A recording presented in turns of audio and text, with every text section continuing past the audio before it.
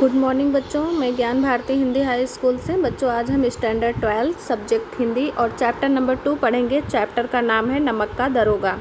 इस चैप्टर को लिखा है प्रेमचंद जी ने। तो आइए सबसे पहले हम इस लेखक के बारे में समझते हैं। इनका जन्म सन 1880 ईस्वी में हुआ, मृत्यु हुई 1936 ईस्वी में।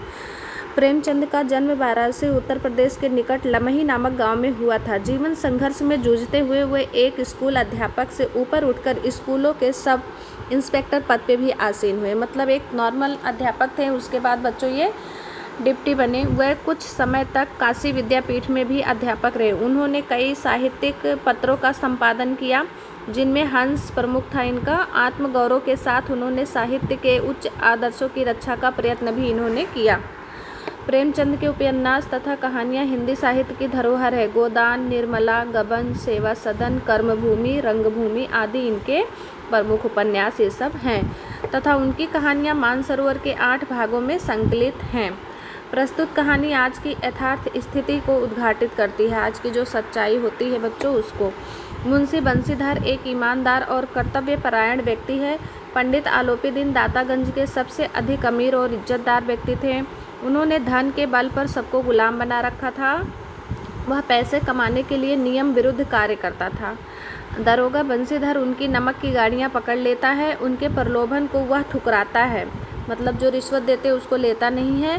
उनको अदालत में ले जाता है, लेकिन वकील और प्रशासनिक अधिकारी ने उसे निर्दोष साबित कर दिया और बंसीधर को नौकरी से बेदखल कर दिया। अंत में पंडित आलोपीदीन बंसीधर के घर जाकर माफ़ी मांगते हैं और अपने कारोबार में स्थायी मैनेजर बना देते हैं। बंसीधर की ईमानदारी और कर्तव्य निष्ठा के आगे नतमस्तक हो जाता है पंडित आलोपीदीन बच्चों।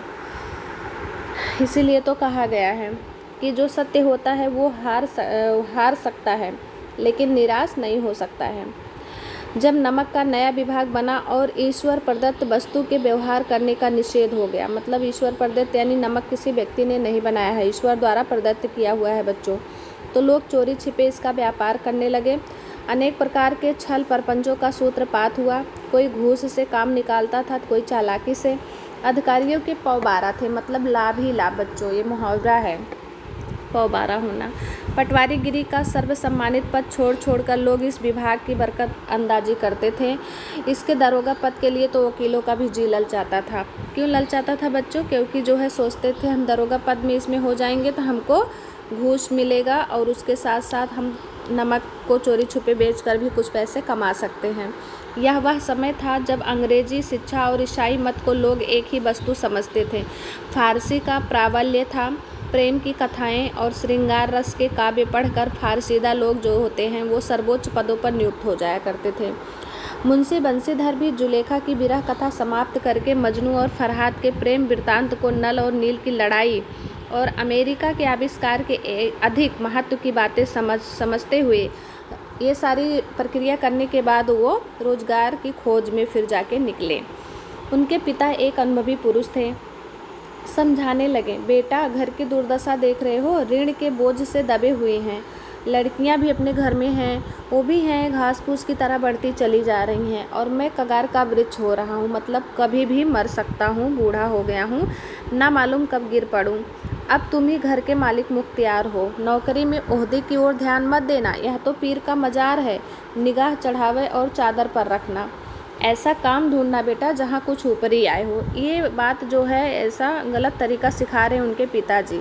मासिक वेतन तो पूर्णमासी का चांद है जो एक दिन दिखाई देता है और घटते घटते लुप्त हो जाता है। कहने का मतलब ये है बच्चों कि जो मासिक वेतन होता है महीने में एक दिन मिलता है और धीरे धीरे फिर वो ख़त्म हो जाता है।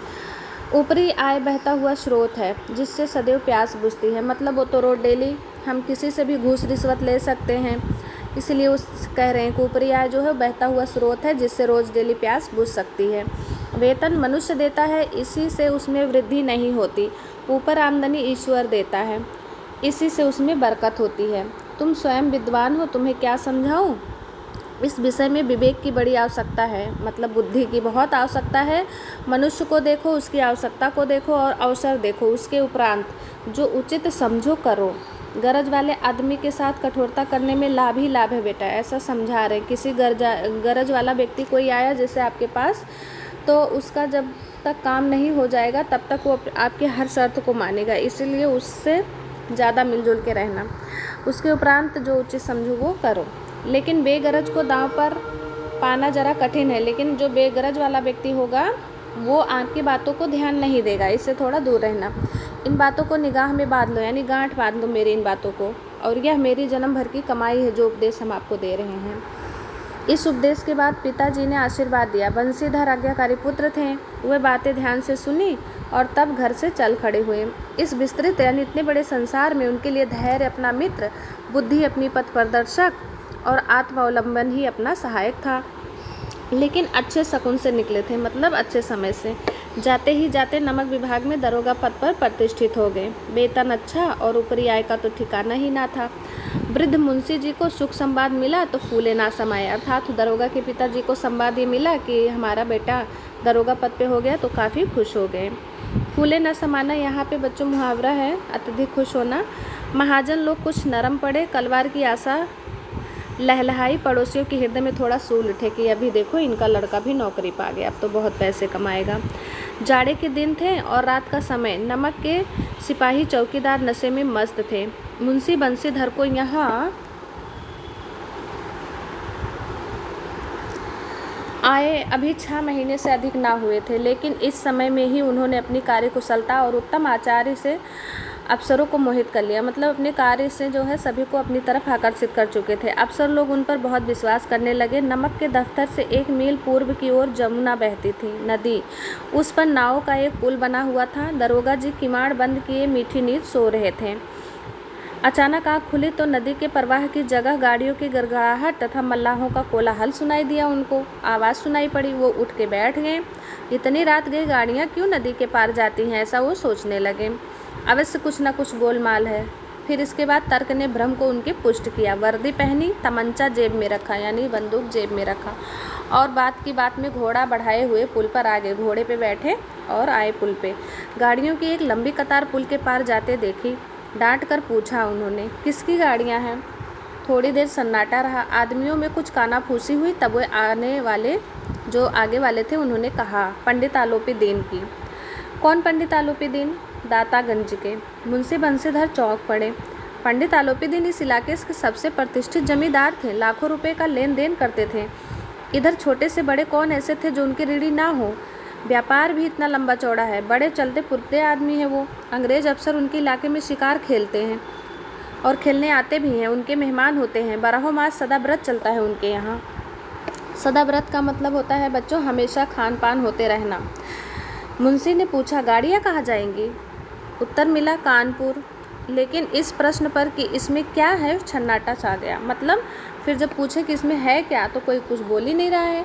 दरोगा साहब का संदेह जो था वो शंका और बढ़ गया। कुछ देर तक उत्तर की राह वो देख रहे थे। जब नहीं मिला तो जोर से फिर बोले, क्या तुम सब गूंगे हो गए हो? हम पूछते हैं इसमें क्या लदा है। जब इस बार भी कोई उत्तर ना मिला तो उन्होंने घोड़े को गाड़ी से सटा करके जाके बोरे को टटोला तो उनका भ्रम दूर हो गया। उनको पता चल गया कि इस बोरे में नमक के ढेले हैं, अर्थात नमक है। पंडित आलोपी दिन अपने सजीले रथ पर सवार कुछ सोते कुछ जागते चले आते थे। अचानक कई गाड़ीवान घबराए हुए आकर जगाया और बोले, महाराज, दरोगा ने गाड़ियां रोक दी हैं और घाट पर खड़े आपको बुलाते हैं। पंडित आलोपी दीन का लक्ष्मी जी पर अखंड विश्वास था। वह कहा करते थे कि संसार का तो कहना ही क्या, स्वर्ग में भी लक्ष्मी का ही राज है। उनका यह कहना यथार्थ ही था, सच्चा ही था। न्याय और नीति सब लक्ष्मी के ही खिलौने हैं, अर्थात न्याय लेना हो अपने पक्ष में, कोई योजना बनाना हो तो सब पैसे से संभव होता है। इन्हें वह जैसे चाहती है वैसे नचाती है। लेटे ही लेटे उसी रथ में गर्व से बोले, चलो हम आते हैं। यह कहकर पंडित जी ने बड़ी निश्चिंता से पान के बीड़े लगाकर खाए। फिर लिहाफे यानी कंबल ओढ़े हुए दरोगा के पास आकर बोले, बाबूजी आशीर्वाद कहिए। हमसे ऐसा कौन सा अपराध हुआ है कि गाड़ियाँ हमारी रोक दी गई? हम ब्राह्मणों पर तो आपकी कृपा दृष्टि रहनी चाहिए। बंसीधर रुखाई से यानी थोड़े गुस्से से बोले, सरकारी हुक्म है। पंडित आलोपी दिन ने हंसकर कहा, हम सरकारी हुक्म को नहीं जानते और न सरकार को। हमारी सरकार तो आप ही हैं। हमारा और आपका तो घर का मामला है। हम कभी आपसे बाहर हो सकते हैं? आपने व्यर्थ का कष्ट उठाया। यह हो ही नहीं सकता कि इधर से जाएं और इस घाट के देवता को भेंट ना चढ़ावें। मैं तो आपकी सेवा में स्वयं आ रहा था। बंसीधर पर ऐश्वर्य की मोहनी का कुछ प्रभाव नहीं पड़ा, अर्थात पैसे का कोई प्रभाव नहीं पड़ा। ईमानदारी की नई उमंग थी। कड़क कर बोले, हम उन नमक हरामों में से नहीं है जो कौड़ियों पर अपना ईमान बेचते फिरते हैं। आप इस समय हिरासत में हैं, कल आपका कायदेसर चालान होगा। बस मुझे अधिक बातों की फुर्सत नहीं है। इसके बाद बंसीधर अपने जो है जमादार को बोलते हैं, बदलू सिंह, तुम इसे हिरासत में ले चलो, मैं हुक्म देता हूँ। पंडित आलोपी दिन स्तंभित हो गए, मतलब थोड़ा आश्चर्यचकित हो गए। गाड़ी वानों में हलचल मच गई और पंडित जी के जीवन में कदाचित यह बच्चों पहला ही अवसर था कि पंडित जी को ऐसी कठोर बातें सुननी पड़ी। आगे कोई भी दरोगा ऐसा हरकत नहीं किया था। बदलू सिंह आगे बढ़ा, किंतु रोब के मारे यह साहस ना हुआ कि उनका हाथ पकड़ ले, इतना गुस्सा था उनके अंदर। पंडित जी ने धर्म को धन का ऐसा निरादर करते कभी ना देखा था। बाकी के जो दरोगे रहे होंगे आगे के बच्चों, वो लोग पैसे दे देते होंगे, काम निपटा लिया होगा, लेकिन इन्होंने पैसे ही नहीं लिया। विचार किया कि यह अभी उड़न लड़का है, माया मोह के जाल में अभी पड़ा नहीं है, अल्हड़ है, झिझकता है। बहुत दीन भाव से बोले फिर से, बाबू साहब ऐसा ना कीजिए, हम मिट जाएंगे, इज्जत धूल में मिल जाएगी। हमारा अपमान करने से आपका क्या होगा, मतलब आपके हाथ में क्या आएगा, कुछ नहीं। हम किसी तरह आपसे बाहर थोड़े ही हैं, मतलब आप हमसे कुछ रुपए पैसे ले लो, हमारा काम होने दो। बंसीधर ने कठोर स्वर में कहा, हम ऐसी बातें नहीं सुनना चाहते हैं। आलोपी दिन ने जिस सहारे को चट्टान समझ रखा था, पैरों के नीचे खिसकता हुआ मालूम हुआ। अब यानी पैसे के बल पे सब कुछ कर लेंगे, और पैसा अभी यहाँ पे कोई अपना जो है रोब नहीं दिखा पा रहा था। स्वाभिमान और धन ऐश्वर्य को कड़ी चोट लगी, किंतु अभी तक धन की सांख्यिक शक्ति का पूरा भरोसा था कि मतलब अभी और पैसा देंगे तो शायद मान जाए। अपने मुख्तार से बोले, लाला जी 1000 के नोट बाबू साहब को भेंट करो। आज आप इस समय भूखे सिंह हो रहे हैं, मतलब ये काफ़ी क्रोधित हैं। नोट दीजिए, शायद बाबू खुश हो जाएंगे। बंसीधर ने गर्म होकर कहा, 1000 नहीं 1,00,000 भी मुझे सच्चे मार्ग से नहीं हटा सकते। धर्म की इस बुद्धिहीन दृढ़ता और देव दुर्लभ त्याग पर मन बहुत झुंझलाया। अब दोनों शक्तियों में संग्राम होने लगा, धन और धर्म में। धन ने उछल उछल कर आक्रमण करने शुरू किए। 1 से 5, 5 से 10, 10 से 15 और 15 से 20,000 तक नौबत पहुंची, किंतु धर्म अलौकिक वीरता के साथ इस बहुसंख्यक सेना के सम्मुख अकेला पर्वत की भांति अटल रहा, अविचलित खड़ा रहा था। मतलब एक भी पैसा स्वीकार रिश्वत के रूप में नहीं किया। आलोपी दिन निराश होकर बोले, अब इससे अधिक मेरा साहस नहीं, आगे आपको अधिकार है, जो करना है करो। बंसीधर ने अपने जमादार को ललकारा। बदलू सिंह मन में दरोगा जी को गालियां देता हुआ पंडित आलोपी दिन की ओर बढ़ा। पंडित जी घबराकर 2-3 कदम पीछे हट गए। अत्यंत दीनता से बोले, बाबू साहब ईश्वर के लिए मुझ पर दया कीजिए, मैं 25,000 पर निपटारा करने को तैयार हूँ। अब 25,000 देने लगे। असंभव बात है, 30,000 पर किसी भी तरह संभव नहीं। क्या 40,000 पे भी नहीं? 40,000 नहीं 40 लाख पर भी असंभव है। बदलू सिंह इस आदमी को हिरासत में ले लो, और अब मैं एक शब्द भी सुनना नहीं चाहता हूँ। धर्म ने धन को पैरों तले कुचल डाला। आलोपी दिन ने एक हष्टपुष्ट मनुष्य को हथकड़ियाँ लिए हुए अपनी तरफ आते देखा। चारों ओर निराशा और कातर दृष्टि से देखने लगे। इसके बाद एकाएक मूर्छित होकर गिर पड़े। मतलब इनको लगा कि अब हमारी इस पूरी दुनिया में कितनी बेइज्जती होगी समाज में। दुनिया सोती थी पर दुनिया की जीभ जागती थी। सवेरे ही देखिए तो बालक वृद्ध सबके मुंह में यही बातें सुनाई देती थी। जिसे देखिए वही पंडित जी के इस व्यवहार पर टीका टिप्पणी कर रहा था।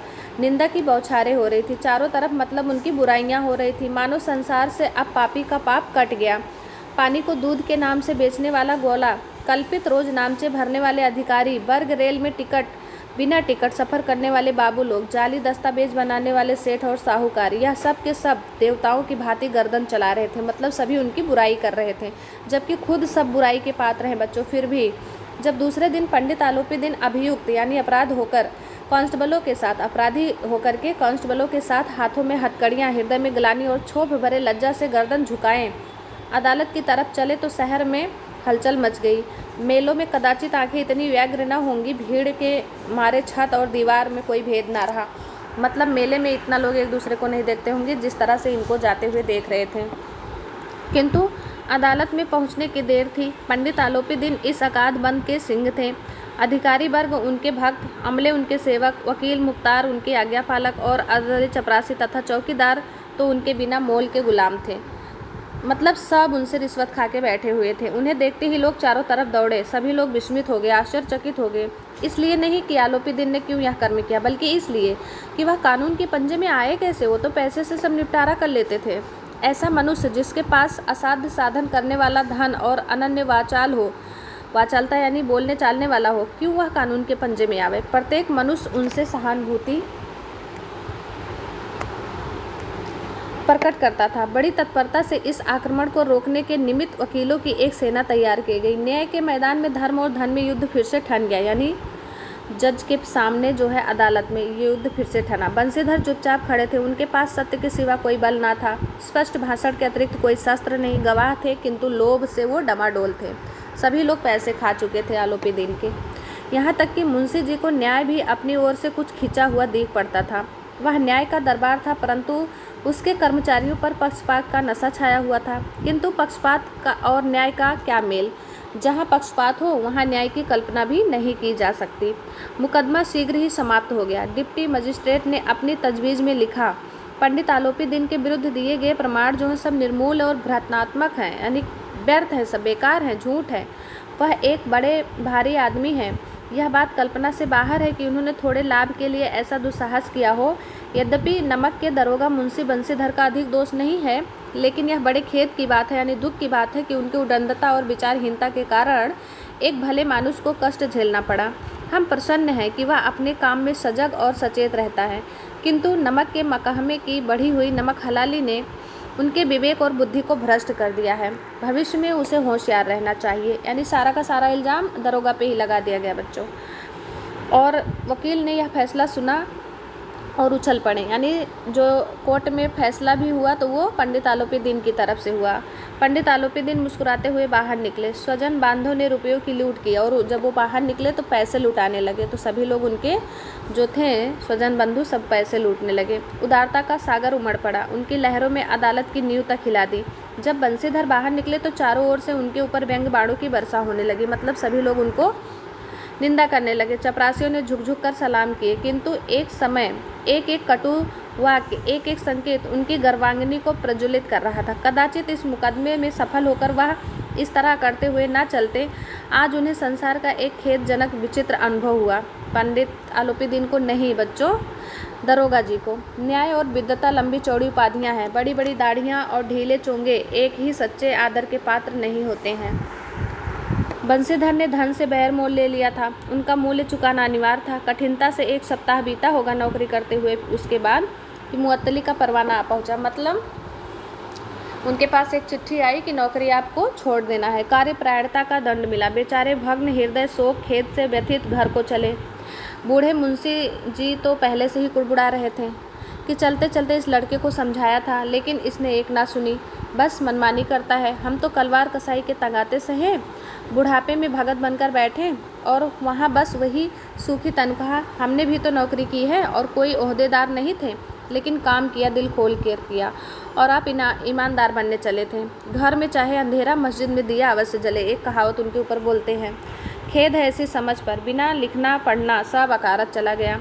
इसके थोड़े ही दिनों बाद जब मुंशी बंशीधर इस दुरावस्था में घर पहुँचे और बूढ़े पिताजी ने यह समाचार सुना तो सिर पीट लिया। उनको गुस्सा आ गया बच्चों। सिर पीटना आनी अधिक गुस्सा आना, दुखी होना। बोले, जी चाहता है कि तुम्हारा और अपना सिर फोड़ लूँ। बहुत देर तक पछता पछता कर हाथ मलते रहें। क्रोध में कुछ कठोर बातें भी कहीं, और यदि बंशीधर वहाँ से टल ना जाते तो अवश्य यह क्रोध विकट रूप धारण कर लेता, यानी पिता और पुत्र में लड़ाई हो जाती। वृद्धा माता को भी दुख हुआ। जगन्नाथ और रामेश्वर की यात्रा करना चाहती थी कि बेटा कमाईगत करने जाएंगे। उनकी कामना भी मिट्टी में मिल गई। पत्नी ने तो कई दिन तक सीधे मुंह से बात ही नहीं की नौकरी छूटने के बाद बच्चों। इसी प्रकार 1 सप्ताह बीत गया। संध्या का समय था। बूढ़े मुंशी जी बैठे राम नाम की माला जप रहे थे और इसी समय उनके द्वार पर एक सजा हुआ रथ आकर रुका। हरे और गुलाबी पर्दे, पछैये बैलों की जोड़ी, उनकी गर्दन में नीले धागे, सींगे पीतल से जड़ी हुई। मतलब बच्चों खूब सुंदर रथ सजा हुआ था, बैल भी सजे थे। कई नौकर लाठियां कंधे पर रखे साथ थे पीछे पीछे।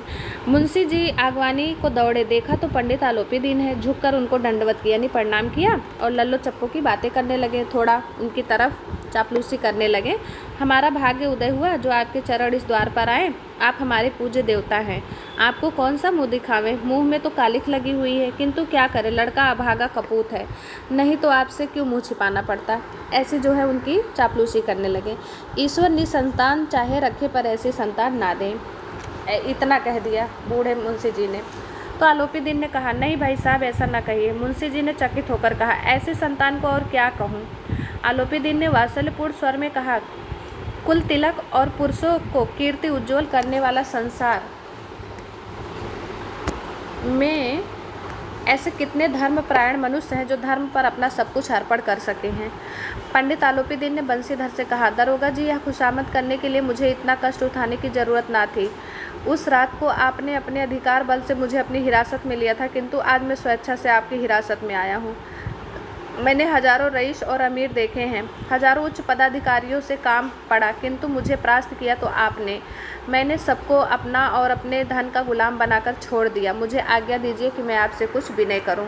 इस तरह से दरोगा से वो जो है बातें कह रहे हैं।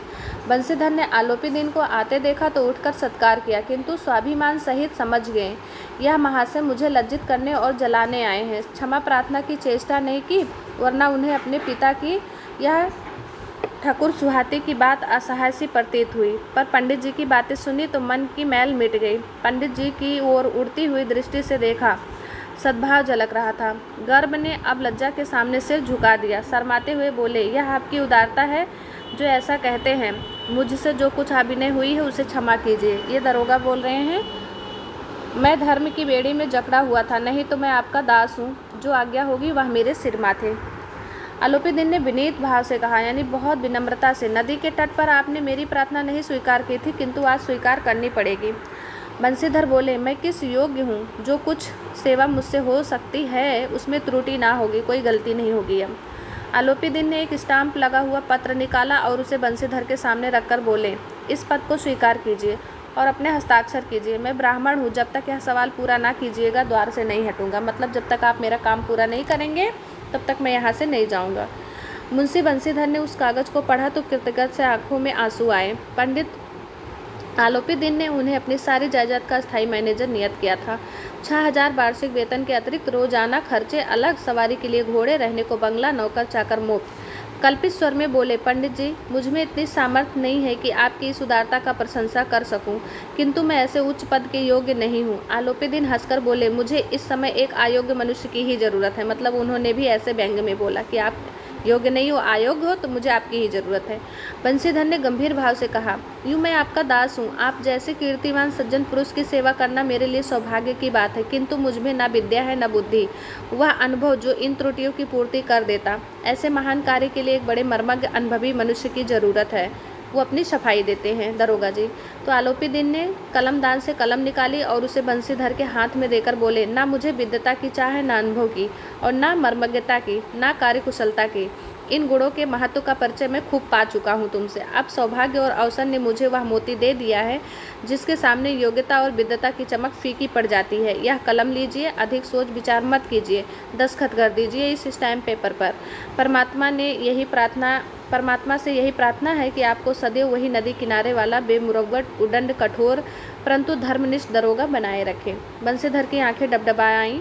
इन सारे दृश्य को देखकर, बातों को सुनकर हृदय के संकुचित पात्र में इतना एहसास ना समा सका। कई बार फिर पंडित जी की ओर भक्ति और श्रद्धा की दृष्टि से देखा और कांपते हुए हाथ से मैनेजर के कागज़ पे हस्ताक्षर कर दिए। तो इस तरह से नमक का दरोगा का जो पूरी कहानी है बच्चों यहाँ पे समाप्त होता है। नीचे शब्दार्थ दिया है, इस पाठ को 2 बार पढ़ना है, समझना है, शब्दार्थ लिखकर याद करना है। इसके बाद देखो नीचे मुहावरे दिए हैं, इस मुहावरे को भी आपको लिखकर याद करना है। फिर नीचे स्वाध्याय के प्रश्न आते हैं, निम्नलिखित प्रश्नों के उत्तर दिए गए हैं, इसमें से ढूंढ के आपको लिखना है विकल्पों में से। नमक विभाग के दरोगा पद पर किसकी नियुक्ति हुई थी? तो बंसीधर की। नमक की गाड़ियाँ किसकी थी? पंडित आलोपी दीन की।